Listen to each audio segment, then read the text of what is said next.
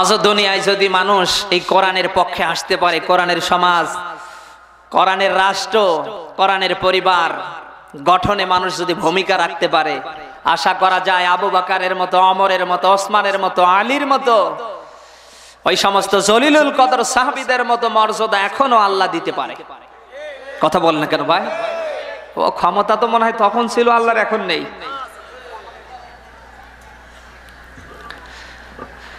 এই জন্য আমাদের সর্বাগ্রে সবচেয়ে বেশি প্রাধান্য দিতে হবে আল্লাহর কোরআনকে। আর যদি আমরা মুসলমানের আল্লাহর কোরআনের পক্ষে থাকতাম, আমাদের ব্যক্তি জীবনে, পারিবারিক জীবনে, সমাজ জীবনে, একেবারে আন্তর্জাতিক পর্যায় পর্যন্ত যদি এই কোরআনে কারিম থাকতো, অন্তত কোন বাপের বেটার ক্ষমতা ছিল না মুসলমানের উপরে আঘাত করে। আজকে কোরআন থেকে সরে দাঁড়ানোর কারণে, আমাদের জীবনে, আমাদের লাইফে কোরআন না থাকার কারণে তাকিয়ে দেখেন আজ বাতিলরা, বিধর্মীরা আমাদের মাথার উপর বসে তারা আঙ্গুল ঘুরাচ্ছে। এই মুসলমান যদি সেই হারানো শক্তি আজও কোরআনের পক্ষে জাগ্রত করতে পারে, তামাম দুনিয়ার বাতিলরা, তামাম দুনিয়ার বিধর্মীরা মুসলমানের দিকে তাকানোর সাহস করবে না। কিন্তু আমরা আজ কোরআন ছেড়ে দিয়ে আমরা বেকায়দায় পড়েছি। আমার বান্দারা, কোরআনে কারিমে আল্লাহ গুরুত্বপূর্ণ তথ্য দিয়েছেন। সূরা যুখরুফ 43 নম্বর সূরা, 25 নম্বর পারা, 11 নম্বর পৃষ্ঠার প্রথম নম্বর লাইনের 36 নম্বর আয়াত আল্লাহ দিয়েছেন। আল্লাহ পাক বলেন, ওয়া মাইয়াশু আন যিকরি নুকাইয়্যিদু আন যিকরির রহমানি নুকাইয়্যিদ লাহু শাইতানান ফাহুয়া লাহু করিন। শব্দের দিকে খেয়াল করেন ভাই। আল্লাহ পাক বলেন, যে বাজারা আমার জিকির নামক কোরআনে কারিমের অসংখ্য 55টা নাম আছে, তার ভিতরে জিকির একটা, এই কোরআন একটা। আল্লাহ পাক বলেন, আমার এই জিকির নামক কোরআন থেকে যারা দূরে যাবে, মুখ ফিরিয়ে নেবে, আমি রব্বুল আলামিন দায়িত্ব নিয়ে শয়তানকে তাদের বন্ধু বানিয়ে দেব। কথা কি আপনি শুনলেন? দুনিয়ায় যদি শয়তান কারো বন্ধু হয়, শয়তান যদি কারো সঙ্গী হয়, সাথী হয়, কোরআনের মাহফিলে এসে কোরআনের হক কথা শুনতে দেবে, মসজিদে গিয়ে নামাজ আদায় করতে দেবে, তামাম দুনিয়ার মানবতার কল্যাণে, তামাম দুনিয়ার ভালো ভালো জায়গায় শয়তান বাধা দেবে। কথা বলে না কেন? সূরা আরাফের 16 এবং 17 দুইটা আয়াত দেখে নেবেন, এখানে আল্লাহ কি তথ্য দিয়েছেন। ওই সময় যখন আমার আল্লাহ ফেরেশতা থেকে এই সেই ইবলিস নামক শয়তানকে আল্লাহ বিতাড়িত করলেন, ওই সময় আল্লাহর কাছ থেকে এই সেই ইবলিস দুইটা জিনিস মূলত চেয়ে নিয়েছিল। ডাক দিয়ে বলছিল, রব্বুল আলামিন আমাকে বিতাড়িত করলেন, ও আল্লাহ আমাকে আপনি পথভ্রষ্ট করলেন, ফেরেশতাদের দল থেকে আমাদেরকে আলাদা করে দিলেন। আপনার এই বানি আদমের ভেতরে যারা ভালো, তারা যেখানেই ভালো কাজ করবে, আমি শয়তান ওই জায়গায় গিয়ে তাদের বাধা দেব। আর আমাকে বাধা দেওয়ার সুযোগ দাও। ডান দিক থেকে আমি বাধা দেব, বাম দিক থেকে বাধা দেব, সামনে থেকে বাধা দেব, পিছনের দিক থেকে বাধা দিব, চতুর্দিক থেকে তোমার বানি আদমের ভেতরে যারা ভালো তাদেরকে আমি পথভ্রষ্ট করব। শয়তানের এই চ্যালেঞ্জ কার সাথে?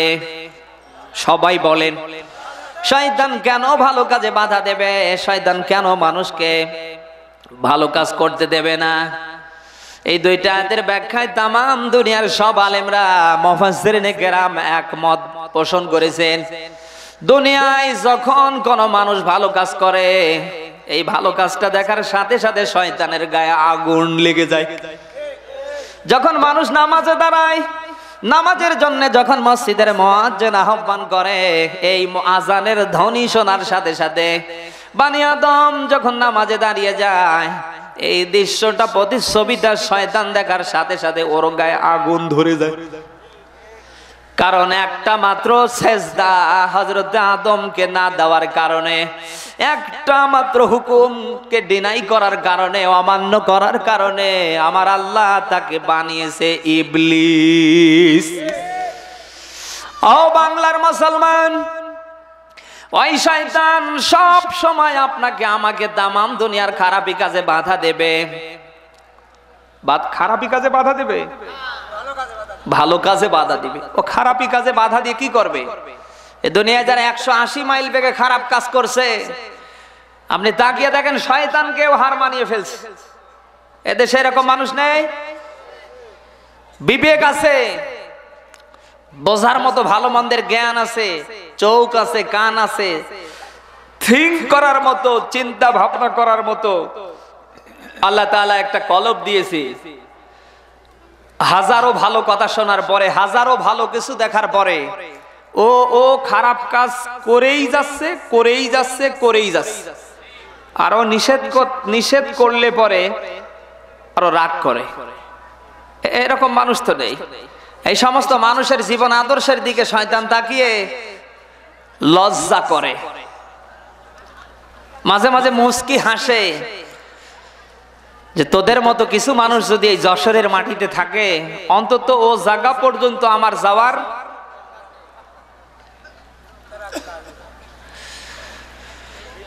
আমার ভাইরা, এই জন্য শয়তান দুনিয়ার খারাপ কাজে বাধা দেবে না। শয়তান এতটুকুন শুধু ভালো কাজে বাধা দেবে। কারণ দুনিয়ার ভালো কাজের সম্পর্ক কার সাথে? সবাই বলেন। দুনিয়ায় কোন নারী হোক আর পুরুষ হোক, বানি আদমের সন্তান হিসাবে দুনিয়ায় যদি কেউ ভালো কাজ করতে পারে, মহান আল্লাহ একটা ভালো কাজের বিনিময় 10টা করে নেকি আমলনামায় দেবে। আর একটা মানুষ একটা ভালো কাজ যদি চালু করে যেতে পারে, ওই ভালো কাজটা যতদিন দুনিয়ায় থাকবে, হয়তো লোকটা 30 বছর পরে, 10 বছর পরে, 60 বছর পরে দুনিয়ায় থাকবে না। এই ভালো কাজটা যতদিন দুনিয়ায় থাকবে, যেমন এই যে কোরআনের মাহফিল, এই বছর ধরে 4 বছর হচ্ছে, যারা কথা দিয়ে বিভিন্ন কৌশল দিয়ে কোরআনের মাহফিলটা শুরু করেছে, আজ তারা হয়তো অনেকেই নেই। কথা বল না কেন? এই মাহফিলটা যতদিন দুনিয়ায় থাকবে, এর থেকে তার আমলনামায় কিয়ামত পর্যন্ত আল্লাহ সওয়াব বলেন বলেন। এই জন্য শয়তান এটা চায় না। এই জন্য তামাম দুনিয়ার ভালো ভালো কাজের মরে মরে দেখবেন শয়তান চতুর্দিকে আইল বেঁধে বাধা দেওয়ার চেষ্টা করে। মসজিদে আজান হয়, মানুষ খুঁজে পাওয়া যায় না। দুনিয়ার ভালো ভালো জায়গায় মানুষের ঈমান বাড়ানোর জন্য কোরআনের মাহফিল দেয়া হয়, মানুষ পাওয়া যায় না। অথচ মাননীয় সংসদ সদস্য মানিকগঞ্জের মমতাজ আপা আসলে রোড ঘাট রাস্তা পথ কোনোটাই খোলা থাকে না। আমি আপনাদের মাঝে জানতে চাই, দুনিয়ায় মমতাজ ম্যাডামের গান শোনার পরে, তার কনসার্ট দেখার পরে, দুনিয়ায় ইসলাম বিদ্বেষী এই সমস্ত কনসার্টে গিয়ে কেউ যদি সারা রাত কেটে দেয়, আর ওদের আদর্শ নিয়ে, ওদের ওই কনসার্ট থেকে শিক্ষা নিয়ে কোনো মানুষ যদি দুনিয়ায় মারা যায়, তামাম দুনিয়ার হুজুররা ওর জন্যে জানাজার নামাজ নিয়ে, ওর জন্যে তামাম দুনিয়ার মানুষ যদি হাত তুলে দোয়া করে, আল্লাহ লোকটা দুনিয়ায় ছিল, মারা গিয়েছে, তুমি মাফ করে দাও, দেবে? ও বাংলার মুসলমান, আমি কি বোঝাতে চাই? আল্লাহ তাআলা আপনাকে আমাকে বোঝার মতো, অনুশোচনা করার মতো ভালো মন্দের জ্ঞান দিয়েছে, দুনিয়ার কাউকে দেয় নাই। এই ভালো মন্দের জ্ঞানটা এটা আপনারও আছে, আমারও আছে। এটাকে সামনের দিকে নিয়ে, আবেগ দিয়ে নয়, বিবেক দিয়ে আমরা যদি দুনিয়ায় ভালো কাজ এখন এই মুহূর্তে করে যেতে না পারি, আল্লাহ না করুক এই অবস্থায় যদি আমাদের মৃত্যু হয়ে যায়, কিয়ামতের ময়দানে আল্লাহর আদালতে বারবার ডাক দিয়ে বলবে, রব্বুল আলামিন আমাদেরকে আর একটা বার দুনিয়ায় পাঠান, অন্তত এইবার যাওয়ার পরে যত খারাপ কাজ করেছি সব ছেড়ে দিয়ে ভালো কাজ করব। মরার পরে মানুষ যতই আফসোস করুক, তাদের আফসোসে কোনো বলেন হবে? আমার ভাইরা, তামাম দুনিয়ার সব জিনিসের গ্যারান্টি হয়, ওয়ারেন্টি হয়। আমার হাতে একটা ঘড়ি দেখতে পাচ্ছেন, এটারও গ্যারান্টি আছে। এই যে মাইক্রোফোনে কথা বলা হচ্ছে, এরও গ্যারান্টি আছে। বিভিন্ন টিউবলাইট বাল্বগুলি জ্বলছে, এরও গ্যারান্টি আছে। এই যে ক্যামেরা ঝুলছে, এরও গ্যারান্টি আছে। আপনি আমি বুকে হাত দিয়ে বলতে পারবো যে আমার আপনার দুনিয়ায় কোনো গ্যারান্টি?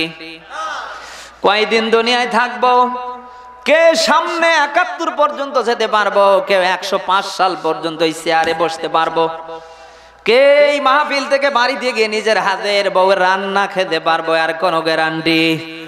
সবাই বলেন ও বাংলার মানুষ, মৃত্যুর যেহেতু কোনো গ্যারান্টি নেই, কখন কোন সময় আপনি চলে যাবেন, কখন কোন সময় আমি চলে যাব। এই জন্য 10 বছর পরে, 20 বছর পরে, ফিউচার, আগামীতে চিন্তা চেতনা সব ছেড়ে দিয়ে এখন এই চিন্তা চেতনা করে আলিফের মতো সোজা হওয়া লাগবে। আমি দুনিয়ায় যা করছি এই অবস্থায় আল্লাহ না করুক যদি আমার মৃত্যু হয়ে যায়, আমার ঠিকানা হবে জাহান্নাম। কথা শুনতেছেন? কোরআনে কারিমের খুব গুরুত্বপূর্ণ একটা সূরা, সূরা মুলক 67 নাম্বার সূরা, 29 নাম্বার পারা, প্রথম নাম্বার ব্যারিস্টার, 10 নাম্বার আয়াত আল্লাহ দিয়েছেন, আকালু লাউ কুন্না নাসমাউ আও নাআকিলু মা কুন্না ফি আসহাবিস সাঈর। বলেন আল্লাহু আকবার।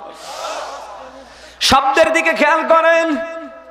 সেই দিন মানুষ আফসোস করে, আক্ষেপ করে ডাক দেয়া বলবে, রব্বুল আলামিন, দুনিয়ায় বেঁচে থাকাকালীন সময় আমরা যদি ওই সমস্ত ইসলামপন্থী মানুষের, ওই সমস্ত কোরআনের মুফাসসিরদের, আলেমদের, মসজিদের ইমামদের আমরা যদি কথাগুলি শুনতাম, আও নাকিল, অথবা আমরা অনুধাবন করতাম, একটা বার বিবেক বুদ্ধি খাটাতাম, আমাদের বিবেকটাকে আমরা জাগ্রত করতাম, হুজুররা বলছে কি আর আমি করছি কি।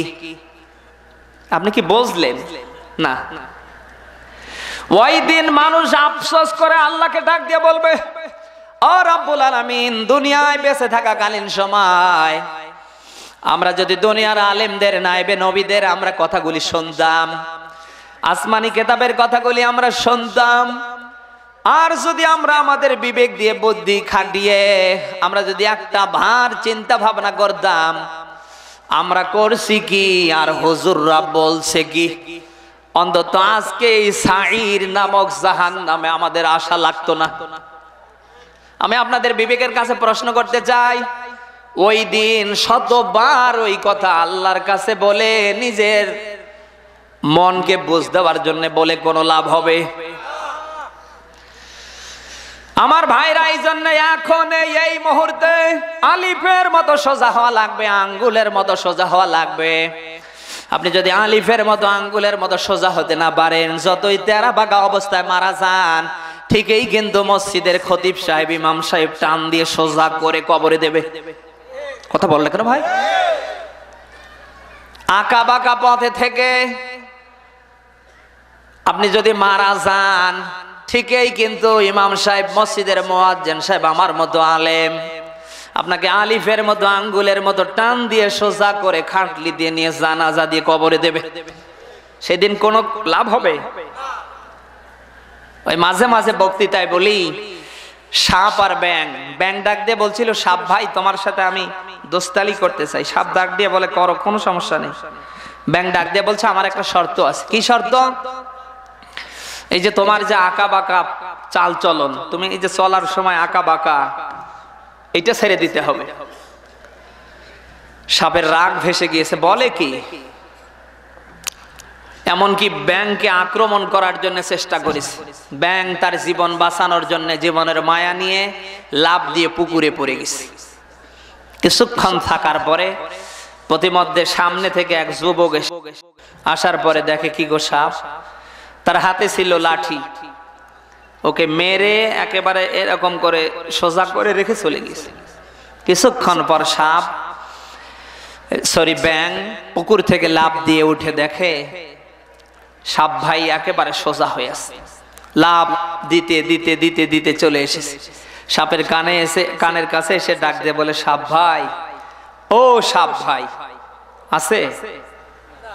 এই সাপ আছে?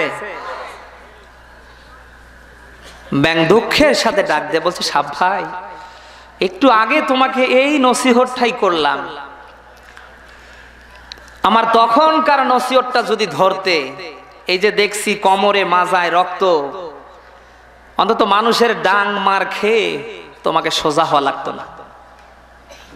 সাপ আর ব্যাঙের শিক্ষা থেকে বলছি, এখন আঁকা বাঁকা পথে থাকতে ভালো লাগছে, আল্লাহর ইসলাম ভালো লাগে না, কোরআন ভালো লাগে না, হুজুরদের কথা ভালো লাগে না, মৌলবীদের দেখলে গা চুলকায়। আমরা যদি একটু জোরে যাই কত পা দাওয়াত পেয়েছি, একটু যদি আস্তে যাই মন্তব্য করে হুজুররা কত পা খাওয়া খেয়েছি। জালেম দেখলেই যাদের গায়ের চুলকানি ভাসে, ও বাংলার মানুষ, আল্লাহ না করুক এই অবস্থায় যদি আপনার মৃত্যু হয়, দুনিয়ার হাজারো আলেম আপনাকে সোজা করে দোয়া করতে পারে, তাদের দোয়ায় কোনো কাজ। এজন্য আপনাদের বিবেকের কাছে প্রশ্ন করতে চাই, পৃথিবীতে আল্লাহর হুকুম, আল্লাহর বিধান, এই কোরআনে কারীম, ইসলামের নিয়ম নীতি মানবেন মরার পরে না আগে? সবাই বলেন। কোরআনে কারীমের সূরা বাকারার 185 নম্বর আয়াতের মাঝের অংশে আল্লাহ দিয়েছেন হুদাল লিন্নাস। আল্লাহ বলেন, আমি মানুষের জন্য দিয়েছি হুদা নামক কোরআন। মানুষের জন্য কোরআন দিয়েছে কে? হুদাল্লিন। বলেন বলেন। এই যে লামের নিচে জের হওয়ার পেছনে অনেকগুলি গ্রামাটিক্যালের কায়দা, তার ভেতরে বালাগাত মান্তিকের একটা কায়দা। আল্লাহ তাআলা বলেন, কোরআন আমি দিয়েছি জিন্দা মানুষের জন্য। কাদের জন্য? কাদের জন্য? জিন্দা মানুষের জন্য। এখন সেই জিন্দা মানুষ বেঁচে থাকাকালীন সময় যদি এই কোরআন নিতে না পারে, কোরআনের পক্ষে থাকতে না পারে, কোরআনের পরিবার, কোরআনের সমাজ, কোরআনের রাষ্ট্র গঠনে তার ভূমিকা না থাকে, মারা যাওয়ার পরে এই কোরআন থেকে ইন্না লিল্লাহ পড়লে ওর আযাব আরো বাড়বে। কথা কি শুনতেছেন? বেঁচে থাকতে কোরআনকে কি করে উৎখাত করা যায়, আমার মতো কোরআনের আলেমদেরকে কি করে জেলখানায় নিয়ে গুম করে হত্যা করা যায় এ চেষ্টা করে। এটা মারা যাওয়ার পরে কোরআন থেকে ইন্না লিল্লাহ পড়লে তার ডাবল আযাব হবে।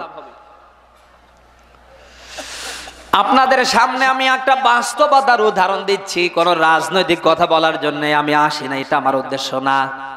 সারাদিন কেউ যদি বিএমপির অফিসে থাকার পরে সন্ধ্যা বেলায় মিছিল নিয়ে বের হয়ে 1.5 ঘন্টা মিছিল করার পরে এখন যদি আওয়ামী লীগের অফিসে আসে, আসার পরে বলে আমরা একটা 1.5 ঘন্টা ধরে ধানের শীষের বিএমপির মিছিল করেছি, আপনারা আমাদেরকে কিছু খেতে দেন, টাকা দেন, দেবে?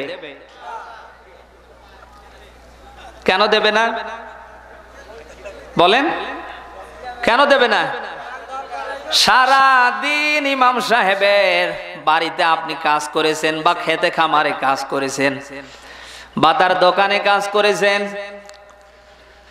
সন্ধ্যা বেলায় ইমাম সাহেবকে বাদ দিয়ে যদি আপনি মসজিদের মুয়াজ্জিনকে বলেন টাকা দেন, দেবে? কাজ যার করেছেন তাকে বলা লাগবে, টাকা থাকলে দেবে, না হলে বলবে আগামীকাল দিব। কথা বলে না কেন? ও বাংলার মুসলমান, দুনিয়ায় যদি ওই আল্লাহর ইসলামের জন্য, ওই আল্লাহর ইসলামের পক্ষে, কোরআনের পক্ষে, ওই আল্লাহর ইসলাম আর কোরআন দিয়ে যদি আপনার জীবনটা না চলে, মারা যাওয়ার পরে দুনিয়ার এই রকম অবস্থা হবে। কোন বাবা আপনারে বাঁচাবে? আজ হয়তো ধান্দা নিয়ে আছেন, আমি অমুক বড় পীর সাহেবের মুরিদ, বাবা কিয়ামতের ময়দানে আমাকে মুরিদ হিসাবে সুপারিশ করে জান্নাতে নেবে। খোদার কসম করে বলি, দুনিয়ার সবচেয়ে বড় এটা মিথ্যে কথা। যেখানে জলিলুল কদর নবীরা থম মেরে যাবে, সবাই ইয়া নাফসি ইয়া নাফসি বলে আওয়াজ দেবে, আপনার বাবার ওই জায়গায় কোন জায়গা আছে?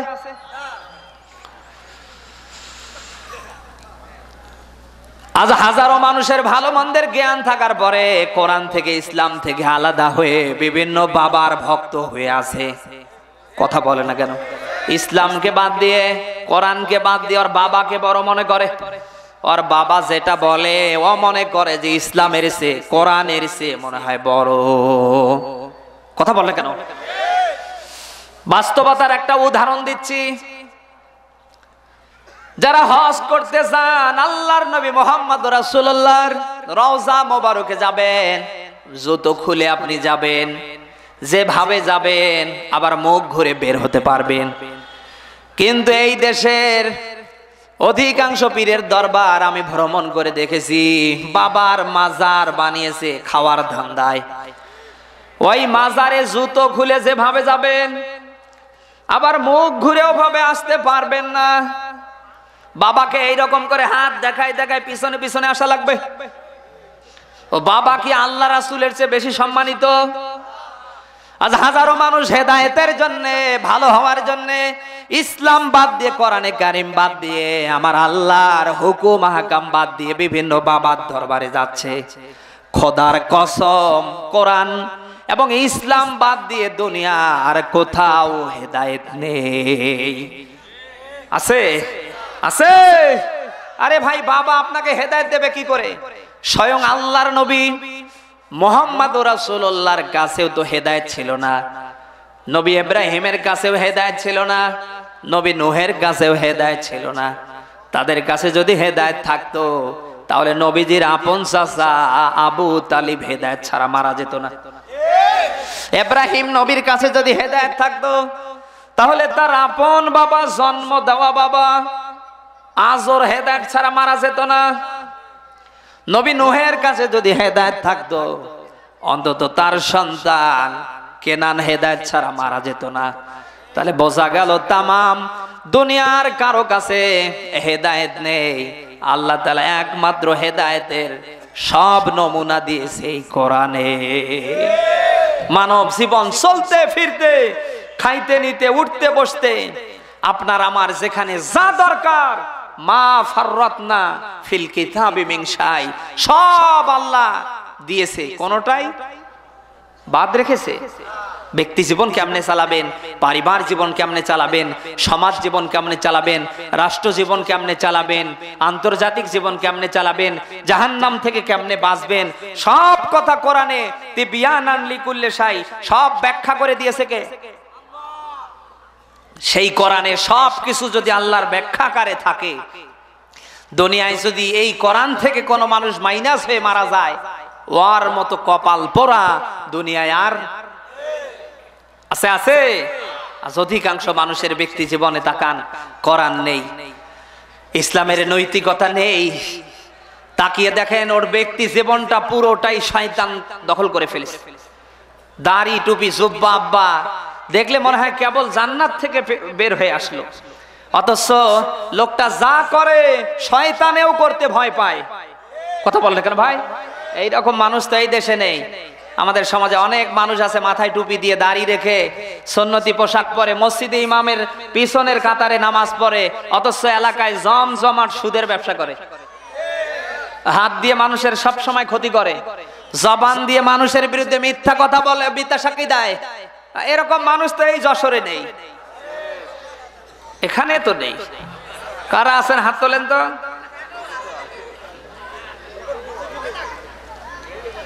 যাদের জীবনে কোরআনে কারীম নেই, ইসলামের নৈতিকতা নেই, শয়তান তাদের দেখে হাসে, লজ্জা পায়।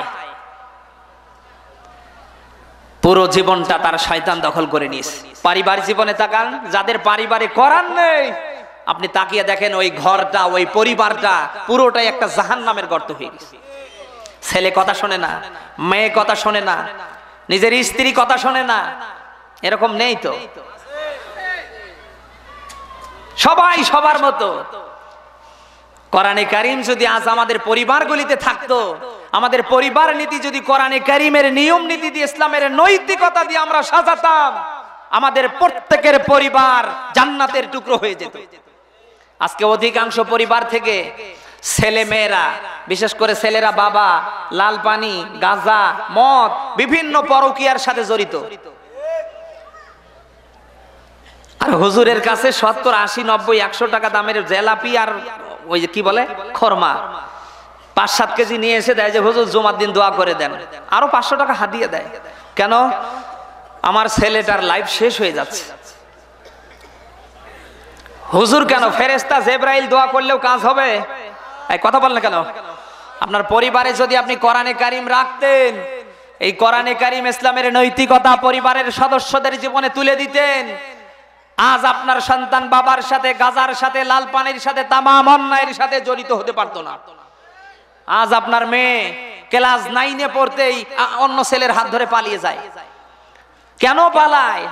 আপনি একটু অ্যানালাইসিস করে দেখেন আপনার পরিবারে মেয়ের জীবনে যখন এই ইসলামের নৈতিকতা, কোরআনে কারিমের নিয়ম নীতি ধরিয়ে দেওয়ার কথা ছিল, তখন আপনি বিড়ি টেনে সময় নষ্ট করেছেন। এই এলাকায় তো নেই। আমার ভাইরা, এইভাবে ব্যক্তি জীবন, পরিবার জীবন, সমাজ জীবন, এমনকি রাষ্ট্র জীবন পর্যন্ত তাকিয়ে দেখেন। আজ কোরআনে কারিম দিয়ে যদি এগুলি সব আমরা সাজাতাম, বাংলার মাটিটা একেবারে দুর্নীতিমুক্ত হয়ে যেত। আজ হাজার হাজার টাকা আমাদের এই দেশ থেকে যারা মানুষের অধিকার হরণ করছে, মিডিয়ায় ধরা পড়ে, বিচার হয় না। এই মানুষগুলির জীবনে যদি কোরআন থাকতো, ইসলামের নৈতিকতা থাকতো, আল্লাহর ভয় থাকতো, জনগণের হক মারা তো দূরের কথা, মানুষের অধিকার হরণ করা তো দূরের কথা, প্রত্যেকেই এক একজন পাহারাদার হয়ে যেত। আজ এদেশের এমপি, মন্ত্রী, মিনিস্টার, এলাকার মেয়র, এলাকার চেয়ারম্যান, ক্ষমতাশালী প্রভাবশালী মানুষেরা হাজারো অপরাধ করে, কোনো বিচার হয় না।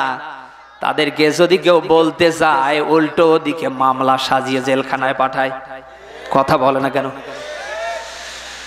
ও বাংলার মুসলমান, এই সমস্ত প্রভাবশালী নেতাদের, এই সমস্ত নেত্রীদের, এই সমস্ত ক্ষমতাসীন দলের লিডারদের জীবনে যদি এই কোরআন থাকতো, ইসলামের নৈতিকতা থাকতো, আমার আল্লাহর ভয় যদি এদের জীবনে থাকতো, আমি আপনাদের বিবেকের কাছে প্রশ্ন করি, দুনিয়ায় কোনো দিন কি তারা এই কাজ করতে পারতো?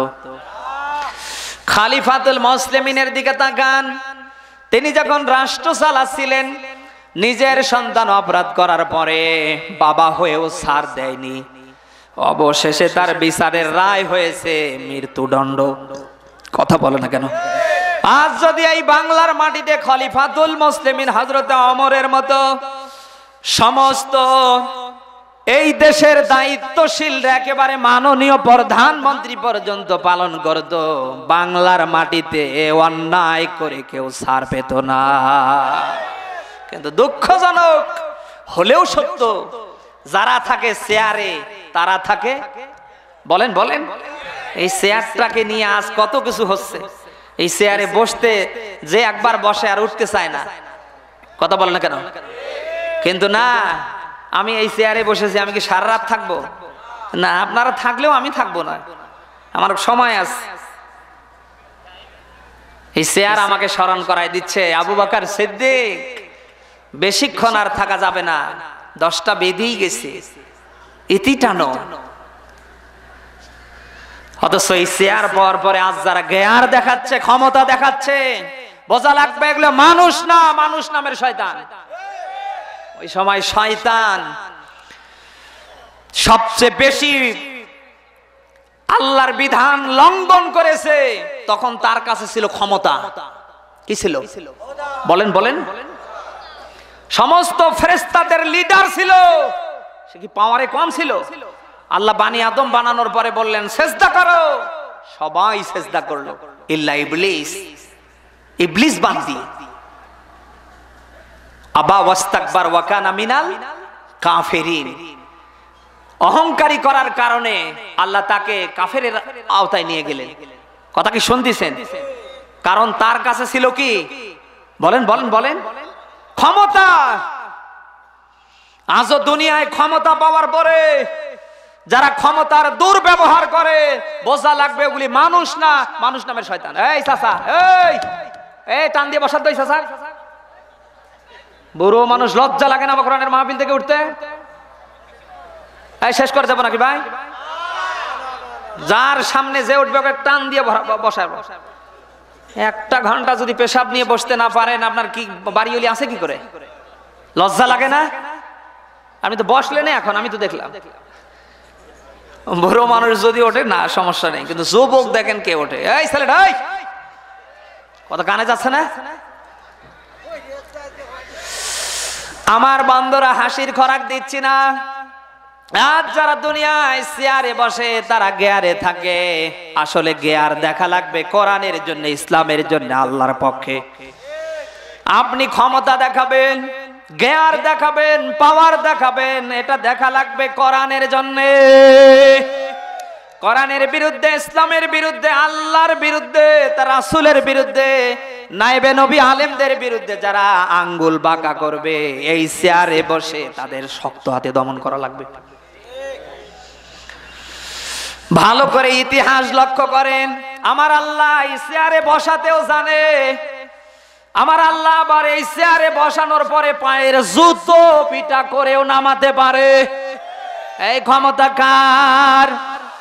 তাবারাকাল্লাযী বিআদিহিল মুলকু ওয়া হুয়া আলা কুল্লি শাইইন কাদির। বলেন আল্লাহু আকবার। সূরা মুলক 67 নম্বর সূরা 29 নম্বর পারা প্রথম নম্বর পেজের প্রথম নম্বর লাইনের প্রথম নম্বর আয়াত। এটা আল্লাহ পাক বলেন, তামাম দুনিয়ার অক্ষমতা থেকে, দুর্বলতা থেকে আমি রব্বুল আলামিন একেবারে ঊর্ধ্বে। সবার ক্ষমতার উপরে কার ক্ষমতা চলে? বেয়াদিকাল খায়র, সমস্ত কল্যাণ দুনিয়ার কার হাতে? সবাই বলেন। তিনি যাকে ইচ্ছা করেন সম্মান দেন, আবার যাকে ইচ্ছা করেন ওই জায়গা থেকে অপমান করেন। এই ক্ষমতা কার? সবাই বলেন। আমার আল্লাহ এরকম ক্ষমতা মানুষকে দিতেও জানে, আমার আল্লাহ এরকম সম্মান দিতেও জানে, আবার আল্লাহ জুতো পিটা করে বিদায় করতেও পারে। যেমন তার বাস্তব ইতিহাস নমরুদ। এই কথা বলে না কেন? আজ এই বাংলার মাটিতে, আজ এই বাংলার মাটিতে যারা ক্ষমতা পাওয়ার পরে জ্ঞান দেখাচ্ছে, আমি আপনাদের বিনয়ের সাথে অনুরোধ করে যাচ্ছি, ভাই দুনিয়ায় কেউ থাকবেন না। আপনার বাপের দিকে তাকান, আপনার দাদার দিকে তাকান, দুনিয়ার মানুষদের দিকে তাকান, পূর্বের ইতিহাসের দিকে তাকান। ক্ষমতা পাওয়ার পরে দুনিয়ায় যারা ক্ষমতার রাব ব্যবহার করেছে, আমার আল্লাহ কাউকে ছেড়ে দেয় নাই, বরং শুধু খালি ছাড় দিয়েছে। কথা বলে না কেন? আল্লাহ ছাড় দেয় কিন্তু ছেড়ে, বলেন বলেন, ফি তুগয়ানিহিম ইয়ামাহুন, অবাধ্যতায় ছেড়ে দিয়েছে কে? আল্লাহ বলেন, বান্দা দুনিয়ায় কি করবি কর, আমি আল্লাহর হাতে ফাইনাল খেলা আছে। তোমাকে আমি আল্লাহ ছাড় দিয়েছি কিন্তু ছেড়ে। ফেরাউনকে আল্লাহ ছাড় দিয়েছিল, নমরুদকে আল্লাহ ছাড় দিয়েছিল, আবু জাহেলকে আল্লাহ ছাড় দিয়েছিল, বাদশাহ সাদ্দাতকে আল্লাহ ছাড় দিয়েছিল। আমার বন্ধুরা, দুনিয়ায় যুগে যুগে যত জালিম, যত স্বৈরাচারী, যত মানুষের উপরে কষ্ট দেওয়া মানুষ এসেছিল ক্ষমতা নিয়ে, আল্লাহ তাদেরকে ছাড় দিয়েছিলেন কিন্তু ছেড়ে। সবাই বলে, ওই আল্লাহ আজও আছে না নেই? আল্লাহ শুধু ছাড় দিচ্ছে, কি করবি কর। কয়টা হুজুর মারবি মার, কয়টা হুজুরকে গ্রেফতার করবি, বন্দি করবি, গুম করবি কর, আমি আল্লাহ ছাড় দিচ্ছি ছেড়ে। ইতিহাসের পাতায় লক্ষ্য করেন, আল্লাহর শত্রু যত বড়, আমার আল্লাহ তাআলা তাদেরকে শায়েস্তা করার জন্য তার বাহিনীগুলি, সৈন্যগুলি পাঠিয়েছে তার সে তত ছোট। কথা বলে না কেন? আল্লাহর শত্রু যত বড়, তার নিধনের বাহিনী। সবাই বলেন।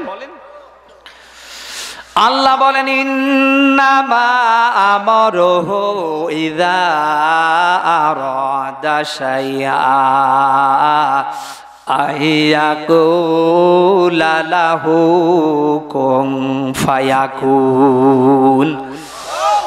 সূরা ইয়াসিনের 83 নম্বর আয়াতে আল্লাহ দিয়েছে, আল্লাহ বলেন, আমি যখন কোনো কিছু করার সিদ্ধান্ত গ্রহণ করি, এতটুকু আমি আল্লাহ বলি হয়ে যাও, সঙ্গে সঙ্গে তা হয়ে যায়।